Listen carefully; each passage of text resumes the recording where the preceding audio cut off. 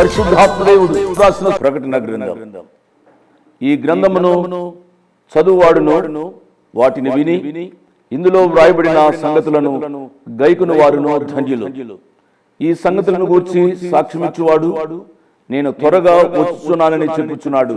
ఆమేన్. ప్రభువైన యేసు రమ్ము అని ఆ ప్రభువును ఆహ్వానిస్తూ ప్రకటన గ్రంథాన్ని మనం ధ్యానం చేసుకుందాం. క్రీస్తు యేసు పరిశుద్ధ నామాన్ని బట్టి మీ అందరికీ శుభాశీస్సులు. ఎలా ఉన్నారు? బాగున్నారా? మానవుని జీవితంలో మనుషులకి మనం ఎక్కువగా బానిసలై జీవిస్తుంటాం. మనుషులు నడిపింపులో మనుషులు చెప్పినట్టు మనం చేయాలని ప్రయత్నిస్తుంటాం. మనుషుని పోలి కూడా మనం నడుచుకుంటుంటాం. కానీ మన జీవితాల్లో మన వెన్నంటనే ఉండి మా ఆయన కృపని బట్టి నీళ్లు పారు తోటవలే మనల్ని దీవించగలిగిన దేవుడు ఉన్నారు అనే ఆత్మీయ సత్యాన్ని మనం తెలుసుకోవాలి అని అంటే ఈ రక్షణ సువార్త విని రక్షణ పొందాలి. ఇంత గొప్ప అవకాశాన్ని సద్వినియోగం చేసుకొని కోట్లాది ప్రజలు ఈ రక్షణ సువార్త వినేటట్టు వారు వెళ్ళలేకపోయినా వెళ్ళేలాంటి యేసు అనుచల పరిచర్యను ప్రోత్సహించి బలపరిచిన మా ప్రియులు, మా ఆప్తులు మిస్టర్ అండ్ మిస్సెస్ నెహెమ్యా గారు మరియు పెర్సీ గారు, వారు మిర్జాపురం వెస్ట్ గోదావరి డిస్టిక్ వాస్తవ్యులు. వారి మ్యారేజ్ యానివర్సరీ సందర్భంగా ఈరోజు ఈ కార్యక్రమానికి సహాయపడ్డారు. వారి కొరకు ప్రత్యేకంగా ప్రార్థిస్తాం. ప్రేమ నమ్మకం కలిగిన మా ప్రియ పరలోకపు తండ్రి, జీవం కలిగిన మా దేవ, నెహెమ్యా గారిని, పెర్సీ గారిని మీ పరిశుద్ధ పాదాల దగ్గరికి తీసుకొని వస్తున్నాం. వారి వైవాహిక జీవితాన్ని మీరు దీవించి ఆశీర్వదించి మరొక సంవత్సరంలో మీరు వారిని అడుగు పెట్టించినందుకు మీకు స్తుతులు స్తోత్రాలు చెల్లించుకుంటున్నాం. ప్రవ్వా, వారి జీవితాలు ఎన్ని కష్టాలు శ్రమలు వచ్చినా, ఇరుకులు ఇబ్బందులు వచ్చినా, ఎవరున్నా లేకపోయినా మీరు తోడై ఉన్నందుకు మీకు స్తుతులు స్తోత్రాలు. ప్రాముఖ్యంగా వారి వైవాహిక బంధాన్ని అనేకులకి దీవెనకరంగా ఆదర్శవంతంగా ఉంచినందుకు మీకు స్తుతులు స్తోత్రాలు చెల్లించుకుంటున్నాం. ప్రవ్వా, వెడ్డింగ్ యానివర్సరీ అనగానే వారు ఎక్కడైనా వారు జరుపుకోవచ్చు. కానీ వారికి ఇచ్చిన గొప్ప మనసు ప్రవ్వా, వారి వైవాహిక దినపు రోజు దేవుడికి స్తుతి చెల్లించాలి. దేవుడి యందు నమ్మకంగా ఉంటే దేవుడు వారిని ఆశీర్వదిస్తారు, వారి వైవాహిక జీవితాన్ని అనేకులకు ఆదర్శంగా ఉంచుతారు అనేది ప్రకటించడానికి వారి జీవితం ద్వారా, వారు మీ ద్వారా ప్రేరేపింపబడి వారి జీవితం ద్వారా అదేవిధంగా ఈ రక్షణ సువార్త కోటాది ప్రజలు విని వైవాహిక జీవితాలు ఇరుకులు ఇబ్బందులతో బాధపడుతున్న వారి జీవితాలు ఈ రక్షణ సువార్త ద్వారా కట్టబడాలనే ఒక ఉద్దేశం కలిగించినందుకు మీకు స్తుతులు స్తోత్రాలు. నెహెమ్యా గారిని, పెర్సీ గారిని దీవించండి. వారికి ఇచ్చిన బిడ్డలు ప్రవ్వా, షారోన్ MBBS చదువుతుంది, మరొక కుమార్తె స్మైలీ LLB చదువుతుంది. నెహెమ్యా గారు మరియు పెర్సీ గారి మిర్జాపురంలో ఉన్న పరిచర్య కొరకే కూడా ప్రార్థిస్తున్నాం. బిడ్డల్ని, పరిచర్యని, కుటుంబాన్ని నిండుగా మెండుగా దీవించి ఆశీర్వదించమని మేము బ్రతిమలాడుతున్నాం తండ్రి. వారికి ఈ వాక్యం వింటున్న ప్రతి బిడ్డకి ఏ సదుద్దేశంతోనైతే ఈ కార్యక్రమానికి వారు సహాయపడ్డారో, మీ ద్వారా ప్రేరేపింపబడి ఎవరైతే ఈ వాక్యం విని రక్షణ పొందాలని తీర్మానం తీసుకోబోతున్నారో వారికి, వీరందరికీ మీ ద్వారా ప్రేరేపింపబడి ఇస్తున్న వాగ్దానము, ఆజ్ఞ తండ్రి, వారిక నెన్నటికి నీ కృషింపక నీళ్లు పారు తోటవలే నుందురు. ఇర్మియా గ్రంథం 31వ అధ్యాయం 12వ వచనం. అదేవిధంగా ఆజ్ఞ, మనుషులకు దాసులు కాకుడి. కొరింథీయులకు రాసిన మొదటి పత్రిక 7వ అధ్యాయం 23వ వచనం. తండ్రి ఆజ్ఞానుసారంగా జీవించి వాగ్దానం వీరందరి జీవితాల్లో నెరవేర్చమని, ప్రాముఖ్యంగా రక్షణ పొందాలని తీర్మానం తీసుకోబోతున్న బిడ్డలకి, వాక్యం వింటున్న ప్రతి బిడ్డకి ఈరోజు దేవుడికి కృతజ్ఞతాస్తుతులు చెల్లిస్తూ అనేక వైవాహిక జీవితాలు కట్టబడాలి, రక్షణ సువార్త కోట్లాది ప్రజలు వినాలని ఒక మంచి ఉద్దేశంతో ఈరోజు ఈ కార్యక్రమానికి సహాయపడ్డాం. నెహెమ్యా గారిని, పెర్సీ గారిని దేవుడు వైవాహిక జీవితం ద్వారా దీవించినందుకు దేవుడు వీరిని దీవించి ఆశీర్వదించునుగాక. వారి వైవాహిక జీవితం ఇంకా అనేకులకి ఆశీర్వాదకరంగా ఆదర్శవంతంగా ఉంచునుగాక. వారిద్దరు బిడ్డలు షారోన్ని, స్మైలీని, వారి భవిష్యత్తులని దేవుడి చేతులకు అప్పజెప్తూ, వారి పరిచర్యని దేవుడికి అప్పజెప్తూ ఈ వాగ్దానం వీరి జీవితాల్లో నెరవేర్చి దీవించమని యేసు నామమున అడిగి వేడుకుంటున్నాం తండ్రి. Amen. Praise the Lord. How are you? ఎలా ఉన్నారమ్మా? ఎలా ఉన్నారు బాబు? ప్రియ తమ్ముడు, చెల్లి బాగా ఉన్నారు కదూ? ప్రతి సాయంకాలం ఆయన త్రాగి వస్తాడు, గొడవ చేస్తాడు, ఇంట్లో చాలా అల్లరి, ఏమైనా అంటే చితకబాదుతాడు, నెమ్మది లేదు. ఇంట్లో పిల్లలు కూడా చాలా భయపడిపోతున్నారు అంటున్నారమ్మా. ఇలాగా అనేవారు చాలామంది ఉన్నారు. చాలా ఉత్తరాలు కూడా వస్తూ ఉంటాయి, ఫోన్లో కూడా చెప్తూ ఉంటారు. నా ప్రియ తమ్ముళ్ళు, ఈ పాడు అలవాటు మీ జీవితాల్లో ఉంటే దానికి స్వస్తి చెప్పాలని మనవి చేస్తున్నాను. ఎంతకాలము మీ కుటుంబంలో ఈ అశాంతి, అసమాధానం, బిడ్డలకు నెమ్మది లేదే? బిడ్డలు ఈనాడు కొంతమంది ఇంటిలోంచి పారిపోవాలని ఆశపడుతున్నారు. కారణం ఏమిటో తెలుసా? నీ త్రాగుడే దానికి కారణం. నువ్వు త్రాగుడుకు బానిసయ్యావు. తద్వారా నీ కుటుంబంలో శాంతి లేదు, సమాధానం లేదు. ఎవరినెవరినో నిందించేదానికంటే నీ పాపాన్ని నువ్వు గ్రహించి ఆ త్రాగుడు వ్యసనా నుంచి నువ్వు తప్పించుకోవడం చాలా మంచిది అనే విషయాన్ని నేను మనవి చేస్తున్నాను. నీ బిడ్డలకు వివాహాలు కావడం లేదు, ఎందుచేత? నీ బిడ్డలు ఇతర బిడ్డల వలె చదువుకోలేదు, ఎందుచేత? నీ పాడు జీవితమని గ్రహించాలి. ప్రియ పాప, బాబు ఎలా ఉన్నారు? ఏం చెప్పను, ఇంట్లోకి వస్తే కాలేజీ నుండి నెమ్మది ఉండదు. డాడీ మమ్మీ అరుచుకుంటారు. ఒకరు అరుస్తున్నారు అని అంటే ఇంకొకరు నెమ్మదిగా ఉండరు, ఇద్దరూ అరుచుకుంటారు. ఇంటి పైకప్పు ఎగిరిపోయే రీతిగా అరుచుకుంటారు. తద్వారా చుట్టుప్రక్కల అవమానం భరించలేకపోతున్నాం. నెమ్మది లేదు. ఆత్మహత్య చేసుకుంటే మేలు అనిపిస్తుంది ఆయా సమయాల్లో. ఈ రీతిగా అనేక మంది యవనస్తులైన బిడ్డలు కుటుంబ పరిస్థితులను బట్టి వాపోతున్నారు. ఈనాడు కుటుంబాలలో నెమ్మది లేదు, శాంతి సమాధానం లేదు. తద్వారా వారి యొక్క జీవితాల్లో ఆరోగ్యం కూడా లేదు. ఈ కార్యక్రమాలు మీ కుటుంబ వ్యవస్థను బాగు చేయాలి. ఏ వ్యక్తి యొక్క జీవితంలో యేసు ప్రభు వారు ఉంటారో, ఏ వ్యక్తి యేసు ప్రభు వారిని తన సొంత రక్షకునిగా అంగీకరించడం ద్వారా మారు మనసు లేక రక్షణానుభవంలోనికి వస్తారో ఆ ఇంటిలో శాంతి సమాధానం నెమ్మది ఉంటుంది. ఒకవేళ పేదరికం ఉండవచ్చు, కొన్ని కష్టాలు నష్టాలు ఉండవచ్చు, ఇంట్లో అనారోగ్యాలు ఉండవచ్చు. అయంత మాత్రం చేత శాంతి పోదు. ఎందుచేతనగా శాంతి ప్రదాత నీ హృదయంలో తాండవిస్తున్నాడు, నీ హృదయంలో ఉన్నాడు. కాబట్టి ఆ శాంతి ప్రదాతను బట్టి నీ యొక్క జీవితంలో శాంతి ఉంటుంది.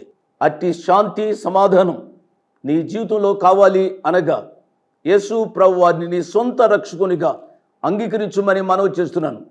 నేను కార్యక్రమంలోనికి వస్తున్నాను. నా ప్రశ్న, మీరు మారు మనసు పొందారా? మారు మనసు పొందకపోతే ఆలోచించి దేవుని వాక్యాన్ని విని మారు మనసు పొందమని మరొకసారి నా 2 చేతులు జోడించి మనవి చేస్తున్నాను. మంచిది. దేవుని యొక్క వాక్య ధ్యానంలోనికి వెళదాం. దేవుని వాక్య ధ్యానాన్ని ప్రారంభించడానికి ముందుగా ప్రార్థన చేసుకుని దేవుని యొక్క వాక్య ధ్యానంలోనికి వెళదాం. మమ్మల్ని మిక్కిలిగా ప్రేమించిన మా ప్రియ పరలోకపు తండ్రి, వందనాలు, స్తోత్రాలు.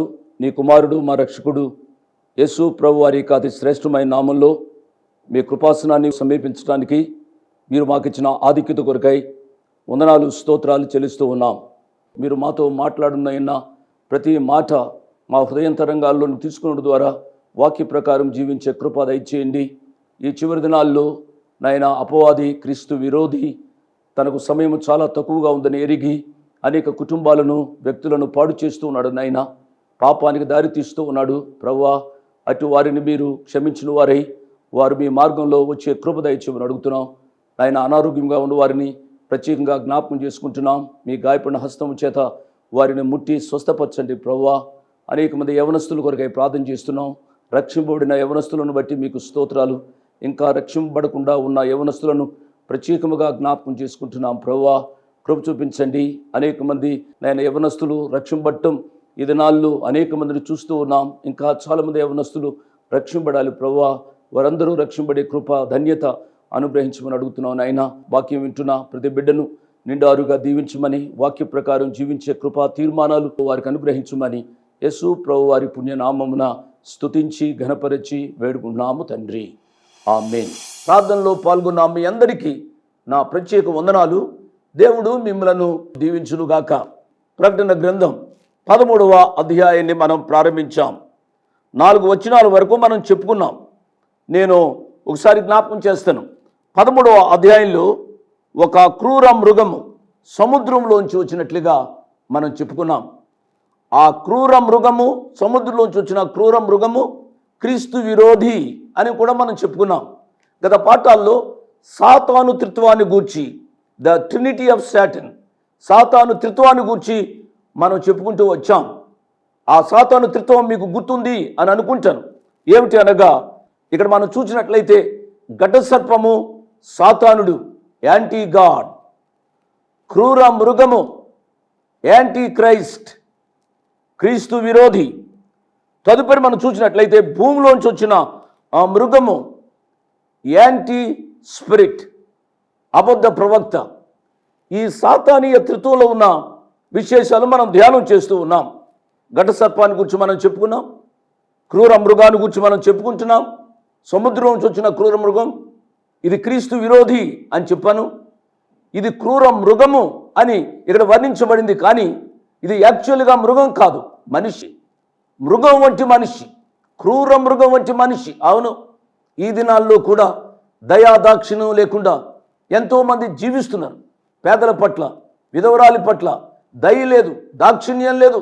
క్రూరత్వాన్ని కలిగిన మనుషులే క్రూర మృగం వంటి మనుషులు అనే సత్యాన్ని గమనించాలి. 4వ వచనాన్ని చదువుతున్నాను. ఆ మృగమునకు అధికారం ఇచ్చినందున వారు ఘట సర్పమునకు నమస్కారము చేసిరి. మరియు వారు ఈ మృగముతో సాటి ఎవడు, దానితో యుద్ధము చేయగలవాడెవడు అని చెప్పుకొనుచు ఆ మృగమునకు నమస్కారం చేసిరి. ఈ మాటలో 2 విషయాలు మనం అర్థం చేసుకోవాలి. ఒకటి అధికారము, రెండవది ఆరాధన. ఆ మృగానికి అధికారం ఉంది, తద్వారా అనేకులు ఆ మృగాన్ని ఆరాధిస్తూ ఉన్నారు. ఈ మృగమే క్రూర మృగం, క్రీస్తు విరోధి. ఈ క్రీస్తు విరోధికి అధికారము ఇవ్వబడినట్లుగా మనం చూస్తాం. ఈ అధికారము ఎవరిచ్చారు అనగా ఘట సర్పమైన సాతానుడు ఈ క్రూర మృగమైన క్రీస్తు విరోధికి అధికారం ఇచ్చినట్లుగా మనం చూస్తాం. ఎవరి దగ్గర అధికారం ఉంటుందో వారిని ఆరాధిస్తారు. అవును కదూ. ఈ దినాల్లో కూడా ఎవరికి అధికారం ఉంటుందో, ఎవరి దగ్గర డబ్బు ఉంటుందో వారిని పొగుడుతున్నారు, వారిని ఆరాధిస్తూ ఉన్నారు. దీన్నే సాతానీయ ఆరాధన. ప్రియులరా, ఈనాడు యేసు ప్రభు వారిని ఆరాధించడానికి బదులుగా సాతానుణ్ణి ఆరాధించడం చూస్తూ ఉన్నాం. నిజ దేవుణ్ణి ఆరాధించడానికి బదులుగా ఈ దినాల్లో సాతానుణ్ణి ఆరాధించేవారు చాలామందిగా ఉన్నట్టుగా మనం చూస్తూ ఉన్నాం. కాబట్టి ఇక్కడ మనం చూసినట్లయితే వారు మృగం వెంబడి వెళుతున్నారు. అవును, మృగారాధన, సాతానీయ ఆరాధన. నిజ దేవుణ్ణి ఆరాధించడానికి బదులుగా వేరొకటి ఆరాధించటం, వేరొకరిని పూజించటం సాతానీయ ఆరాధన, పూజ అవుతుంది అనే విషయాన్ని నీవు గమనించాలి. వచ్చినాం. డంబపు మాటలను, దేవదూషణలను పలుకు ఒక నోరు దానికి ఇయ్యబడిను, మరియు 42 నెలలు తన కార్యము జరుప అధికారము దానికి ఏర్పాటే అయిను. గమనించారా? ఈ క్రీస్తు విరోధి చేసే పని ఏమిటి అనగా డంబపు మాటలు, గర్వపు మాటలు, తనకు తానే గొప్ప చెప్పుకోవడం కదూ. ఈ దినాల్లో కూడా చాలామంది ఇక జీవితాల్లో చూసినట్లయితే ఎంత గర్వం అండి. వారి జీవితాల్లో వారికి వారే గొప్పలు చెప్పుకోవడం, ఇతరులను హీనపరచడం, వారికి వారు డబ్బా వాయించుకోవడం అంటూ ఉంటాం కదూ. వారి గొప్పలు చెప్పుకోవడమే మనం చూస్తూ ఉన్నాం. ఇది సాతానీయ లక్షణము అని గ్రహించాలి. పరిశుద్ధాత్మ ఈ రీతిగా దేవునికి వాక్యంలో వ్రాసి ఉంచిన మాట ఏమిటి అనగా పౌలు గారు తెస్సలోనికలకు రాసిన 2వ పత్రిక 2వ అధ్యాయము 4వ వచనం చూడండి. ఏది దేవుడు అనబడునో, ఏది పూజింపబడునో దానినంతటిని ఎదిరించుచు దానికంతటికి పైగా వాడు తన్ని తానే హెచ్చించుకొనుచు, తాను దేవుడినని తన్ను కనబరుచుకొనుచు దేవుని ఆలయములో కూర్చుండును గనుక ఏ విధముగానైనను ఎవడును మిమ్మును మోసపరచనీయకుడి. ప్రియులరా, పరిశుద్ధాత్మ దేవుడు పౌలు గారి ద్వారా ఆ సంఘానికి వ్రాసించిన మాట ఈ దినాల్లో మనకు వర్తిస్తుంది. తమ్మును తాము పొగుడుకోవడమే ఈ దినాల్లో చూస్తూ ఉన్నాం. దేవుని వాక్యాన్ని చెప్పడం లేదు.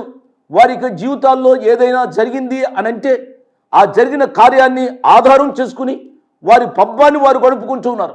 పేరు ప్రఖ్యాతులు సంపాదించుకోవాలని, తద్వారా డబ్బు సంపాదించుకోవాలని దేవుని కార్యాలను, దేవుని సభల పేరిట, దేవుని వాక్యం పేరిట వారు డబ్బా కొట్టుకుంటున్నట్లుగా, డంబపు మాటలు పలుకుతున్నట్లుగా ఈ దినాల్లో మనం చూస్తూ ఉన్నాం. డంబపు మాటలను, దేవదూషణలను పలుకు ఒక నోరు దానికి ఇయ్యబడినో. దేవుడు నీకు నోరిచ్చింది, ఆ నోటిని బట్టి దేవుణ్ణి స్తుతించడానికి కానీ, ఆ నోటిని బట్టి నీ జీవితాన్ని పాడు చేసుకోవడానికి కాదు, తదుపరి ఇతరుల జీవితాన్ని పాడు చేయడానికి కాదు. ఎంతమంది నోరు ఈ దినాల్లో చెడ్డగా ఉంటుందండి. నోరిప్పితే చాలు బూతులు మాట్లాడతారు, నోరిప్పితే చాలు దుర్భాషలు, దేవునికి వ్యతిరేకముగా మాట్లాడే స్థితి ఈ దినాల్లో చూస్తున్నాం. కుటుంబాలలో జీవిస్తున్నా నా ప్రియ తమ్ముడు, నా ప్రియ చెల్లి, ప్రియ బిడ్డలారా, ఎందుకు ఈనాడు కుటుంబాలలో కలహాలు బయలుదేరుతున్నాయి? నీ భర్త ఏమైనా అన్నాడు, నెమ్మదిగా ఉండకూడదు. నీ భార్య ఏమైనా అంది, నెమ్మదిగా ఉండకూడదు. తల్లిదండ్రులు ఏమైనా గద్దించారు, నెమ్మదిగా ఉండకూడదు. ఎందుచేత ఈ విపరీతమైన తిరుగుబాటు ఈ దినాల్లో మనం చూస్తూ ఉన్నాం. ఆలోచించమని ప్రభు పేరిట నేను మనం చేస్తున్నాను. నీ నోరు జాగ్రత్తగా కాచుకోవాలి. ఈ నోరు సర్వ ప్రపంచానికి చిచ్చు పెట్టే ఒక చక్రం లాంటిది ఈ నోరు. ఈ నోటును గురించి యాకోబు గారు తన పత్రికలో వ్రాశారు అండి. 3వ అధ్యాయం మీరు చూసినట్లయితే మీకు తెలుస్తోంది. యాకోబు గారు రాసిన పత్రిక 3వ అధ్యాయంలో కొన్ని మాటలు నేను చదువుతాను. 3వ అధ్యాయము 5వ వచనం, అలాగునని నాలుక కూడా చిన్న అవయవమైనను బహుగా అదిరిపడును. ఎంత కొంచెము నిప్పు ఎంత విస్తారమైన అడవిని తగలబెట్టును. నాలుక అగ్నియే. నాలుక మన అవయవములలో ఉంచబడిన పాప ప్రపంచమై సర్వ శరీరమునకు మాలిన్యము కలుగు చేయొచ్చు. ప్రకృతి చక్రమునకు చిచ్చు పెట్టును. అది నరకము చేత చిచ్చు పెట్టబడును. విన్నారు కదూ? నీ నోటును గూర్చి ఆలోచించమని ప్రభు పేరిట నేను మనవి చేస్తున్నాను. నీ నోరు బాగుంటే నీ కుటుంబం బాగుంటుంది. నీ నోరు బాగుంటే నీ ఊరు బాగుంటుంది. నీ నోరు బాగుంటే నీకు శారీరక, మానసిక, ఆధ్యాత్మిక క్షేమాలు కలుగుతాయి. ఈ విషయాన్ని గమనించాలి. కొంతమంది ఇదే నోటిని ఆశీర్వచనానికి వాడతారు, ఇదే నోటిని శాపవచనానికి వాడతారు. అందుకనే యాకోబు గారు ఈ రీతిగా చెప్పారు అండి. అదే యాకోబు గారు వ్రాసిన పత్రిక 3వ అధ్యాయము 10వ వచనం, ఒక్క నోటి నుండి ఆశీర్వచనమును శాపవచనమును బయలువెళ్ళును. నా సహోదరులారా, ఇలా ఉండకూడదు. ఈ యొక్క సాతానుడు లేక ఈ క్రూర మృగము క్రీస్తు విరోధికి ఉన్న ఈ నోరు ద్వారా డంబపు మాటలను, దేవదూషణలను పలుకుతూ ఉన్నట్లుగా మనం చూస్తాం. ప్రియులారా, ఇక్కడ ఒక సంతోషకరమైన మాట ఏమిటి అనగా, ఈ రీతిగా వీడు చేసేది, ఈ క్రీస్తు విరోధి చేసేది కేవలము 42 నెలలు తన కార్యము జరుపున అధికారము దానికి ఏర్పాటయ్యను అనగా 3.5 సంవత్సరాలు. చాలా బహు తక్కువ కాలం. ఈ తక్కువ కాలమే, ఈ తక్కువ కాలంలో ఉన్నంతసేపు వాడు ఇష్టానుసారంగా విజృంభించి కుటుంబాలను, సంఘాలను పాడు చేస్తున్న విషయాన్ని మనం చూస్తాం. ఇది శ్రమల కాలంలో జరుగుతున్నప్పుడు కూడా, ఈ కాలంలో కూడా ఈ క్రీస్తు విరోధి ఇటువంటి కార్యాలు చేస్తున్నాడు అని గ్రహించాలని ప్రభుపేట నేను మనవి చేస్తూ ఉన్నాను. 6వ వచనం, గనుక దేవుని దూషించుటకును ఆయన నామమును ఆయన గుడారమును పరలోక నివాసులను దూషించుటకును అది తన నోరు తెరిచెను. ప్రియులారా, దేవుని దూషిస్తూ ఉంది, ఆయన నామాన్ని దూషిస్తూ ఉంది, ఆయన గుడారమును అనగా ఆయన సన్నిధిని దూషిస్తూ ఉంది, పరలోక నివాసులను, విశ్వాసులను దూషిస్తూ ఉంది. ఈ విషయాలను గమనించాలి. ఈ క్రూర మృగం, ఈ క్రీస్తు విరోధి ఇటువంటి కార్యాలు చేస్తూ ఉంది లేక చేస్తూ ఉన్నాడు అనే సత్యాన్ని గమనించినట్లయితే నీ నోరును ఎంత భద్రంగా కాపాడుకుంటావో నీవు ఆలోచించమని ప్రభు పక్షంగా నేను మనవి చేస్తున్నాను. హృదయం నిండిన దానిని బట్టి నోరు మాట్లాడును. కాబట్టి నీ హృదయంలో పాపం ఉంటే పాపం మాటలే వస్తాయి. నీ హృదయంలో యేసయ్య ఉంటే యేసయ్యకు సంబంధించిన మాటలు వస్తాయి. హృదయం అన్నిటికంటే మోసకరమైనది. ఈ హృదయంలో మోసం ఉంటే మోసకరమైన మాటలే మాట్లాడతామని ఎరిగి నీ జీవితాన్ని గ్రహించి నీ హృదయాన్ని నీ ప్రభుకిమ్మని ప్రభు పేరిట నేను మనవి చేస్తున్నాను. నా ప్రియ తమ్ముడు, చెల్లి, ప్రియ యవనస్తులారా, ఒక మాట గమనించండి. మన డబ్బును, మన విద్యా ఉద్యోగాలను, మన ఆస్తి పాస్తులను దేవుడు అడగటం లేదు అండి. ఆయా సమయాల్లో ఆయా వాళ్ళు ఏమైనా అడుగుతారేమో, డబ్బు ఇమ్మని అడుగుతారేమో, ఆస్తి పాస్తులు ఇమ్మని అడుగుతారేమో. ప్రియ ప్రభు అడిగేది ఏమిటనగా, నా కుమారుడా, నా కుమార్తె, నీ హృదయాన్ని నాకిమ్ము చాలు. రోత హృదయం, పాప హృదయం, చెడిపోయిన హృదయం, ఎవరికి అక్కర్లేని హృదయం. నీ జీవితమే నీ భార్యకు రోతగా ఉంది, నీ జీవితమే నీ భర్తకు రోతగా ఉంది. ఇతను ఎందుకు చేసుకున్నాను, ఈమెను ఎందుకు చేసుకున్నాను అనుకున్నవారు అనేక మంది ఉన్నారు. నీ హృదయం ఎవరికీ పనికిరాని సమయంలో నీ ప్రియ ప్రభువు పిలుస్తున్నాడు, నా కుమారుడా, నా కుమార్తె, నీ హృదయం నాకిమ్మో. ఆ ప్రభువుకు నీ హృదయాన్ని అప్పగించుమని ప్రభు పేరిట నేను మనవి చేస్తున్నాను. నేను యవ్వన ప్రాయంలో ఉండగా నా హృదయాన్ని నా ప్రభువుకి ఇచ్చానండి. నా హృదయ క్షేత్రములో నా ప్రభు ఆశీనుడై ఉన్నాడు. నీ ప్రభు వారికి నీ హృదయాన్ని ఇవ్వడానికి ఒక తీర్మానం చేసుకున్నామని ప్రభు పక్షంగా నేను మనవి చేస్తూ ఉన్నాను. దయచేసి గమనించండి. ఇక్కడ మనం చూసినట్లయితే దేవుని దూషించుటకు, ఆయన నామమును, ఆయన గుడారమును, పరలోక నివాసులను దూషించుటకు అది తన నోరు తెరిచెను. గమనించండి. మరియు పరిశుద్ధులతో యుద్ధము చేయును, వారిని జయింపను, దానికి అధికారం ఇవ్వబడును. పరిశుద్ధులతో యుద్ధం చేస్తుంది ఈ క్రూర మృగం, క్రీస్తు విరోధి. అంతకుముందే మనం చూసినట్లయితే ఆల్రెడీ 2 సాక్షులను చంపిన అనుభవాలు చూస్తూ ఉన్నాం. ఈ దినాల్లో కూడా ప్రభు కొరకు యథార్థంగా బ్రతకాలని ఆశపడితే ఎన్ని చిక్కులండి, ఎన్ని సమస్యలండి, ఎన్ని బాధలండి. ఈ విషయాన్ని గ్రహించాలని ప్రభు పక్షంగా నేను మనవి చేస్తున్నాను. ఈ కార్యాలన్నీ సాతానీయ కార్యాలు అని గ్రహించాలి ప్రియులరా. ఇక్కడ మనం చూసినట్లయితే అధికారము దానికి ఇవ్వబడిను. సాతానుకు అధికారం ఇవ్వబడింది. ఈ యొక్క క్రూర మృగానికి అనగా ఈ క్రీస్తు విరోధికి అధికారము ఇవ్వబడింది. అధికారము ఇవ్వబడిను అనగా ఎవరిచ్చారు ఈ అధికారం? సాతానుడు ఈ సముద్రంలోంచి వచ్చిన క్రూర మృగానికి అనగా క్రీస్తు విరోధికి అధికారం ఇచ్చాడు. మీరు గమనించాలి. ఇదే విషయాన్ని యేసు ప్రభు వారికి సాతానుడు కూడా అధికారాన్ని ఇస్తాను అన్నాడు. మత్తయి సువార్త 4వ అధ్యాయం 8వ వచనంలో మనం చూస్తే అక్కడ కూడా సాతానుడు ప్రభు వారికి అధికారముని ఇస్తాను అని చెప్పాడు. మత్తయి సువార్త 4వ అధ్యాయము 8వ వచనాన్ని నేను చదువుతున్నాను. మరలా అపవాది మిగుల ఎత్తైన కొండ మీదకి ఆయనను తోడుకుని పోయి ఈ లోకరాజ్యములన్నిటినీ వాటి మహిమను ఆయనకు చూపి, నీవు సాగిలపడి నాకు నమస్కారము చేసిన ఎడల వీటన్నిటినీ నీకు ఇచ్చేదను అని ఆయనతో చెప్పాను. విన్నారు కదా. కాబట్టి సాతానుడు లోక రాజ్యాన్ని ఇస్తాడు. నా ప్రియులరా, లోకంతో సాతానుతో రాజీ పడితే మనకు అనేక విషయాలలో సౌలభ్యత, అనేక విషయాలు మనకు చాలా సులభంగా లభించడానికి అవకాశం ఉంది. ఎన్నడూ కూడా లోకంతో రాజీ పడవద్దని ప్రభు పేరిట నేను మనవి చేస్తున్నాను. ఆ సాతానుడు ఏమన్నాడు? నా మాట విని ఈ రాళ్లను రొట్టెలుగా చేసుకోమని చెప్పాడు. అవును, సాతానుడు మాట వింటే రాళ్ళు రొట్టెలవుతాయండి. అనేక మంది సాతానుడు మాట వింటున్నారు కాబట్టి వారి జీవితాలు రొట్టెల వలె సుఖంగా ఈనాడు సుఖంగా జీవించేది ఎవరు అనగా మనం దీర్ఘంగా ఆలోచించినట్లయితే పాప జీవితంలో సాతానుని వెంబడించే వారి జీవితాలు అరితగా ఉన్నాయి. ప్రభు కొరకు యథార్థంగా జీవిస్తామో అని ఆశపడితే ఎన్ని కష్టాలు నష్టాలు. చాలా జాగ్రత్తగా మనము ఆలోచించాలి. 7వ వచనం, మరియు పరిశుద్ధులతో యుద్ధము చేయను, వారిని జయింపను, దానికి అధికారం ఇవ్వబడును. ప్రతి వంశం మీదను, ప్రతి ప్రజ మీదను, ఆయా భాషలు మాట్లాడు వారి మీదను, ప్రతి జనము మీదను అధికారము వానికి ఇవ్వబడిను. ప్రియులరా, మనం చూసినట్లయితే దీని యొక్క అర్థాన్ని మనము ఆలోచించాలి.